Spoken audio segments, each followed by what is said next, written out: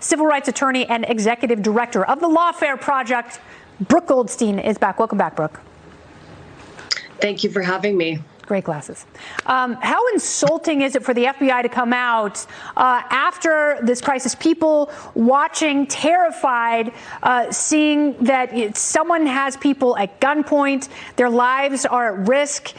He's demanding that a terrorist is released from prison. How insulting is it to say that this had nothing to do with the Jewish community and the Jewish community was not targeted?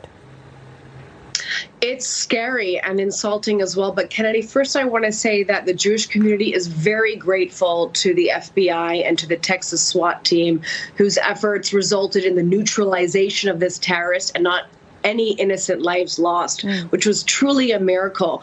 But as you said, what I find extremely frightening is the cover-up that then ensued to deny the truth of the matter, which is that a virulent anti-Semite went in to a synagogue, held a rabbi hostage during the Jewish Sabbath, and their congregants made a slew of anti-Semitic epithets and demanded that a similar Jew-hating terrorist, Lady Al-Qaeda, be released from prison. And the cover-up, as you said, this has nothing to do with victimizing the Jewish community.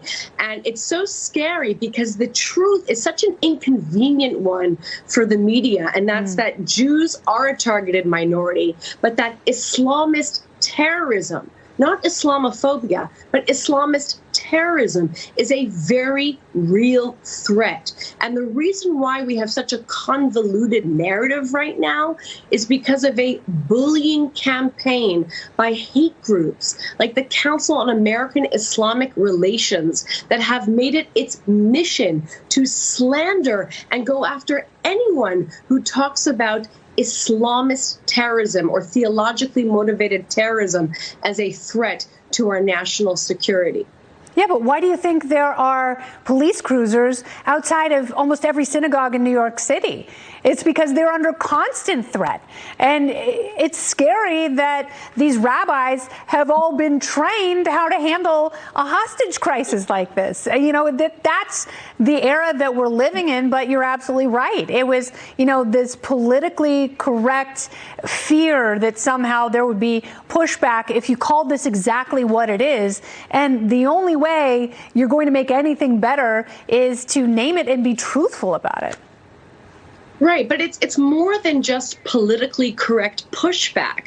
Let's not forget that just weeks before, the Council on American Islamic Relations had an event in Texas where a CARE spokesperson called upon American Muslims to view Zionists, aka Jews, and Zionist synagogues as the enemy.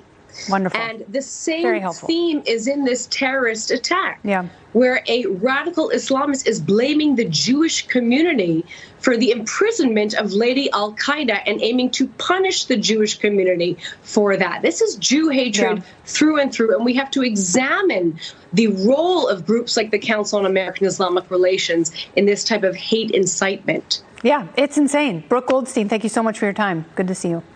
Thank you.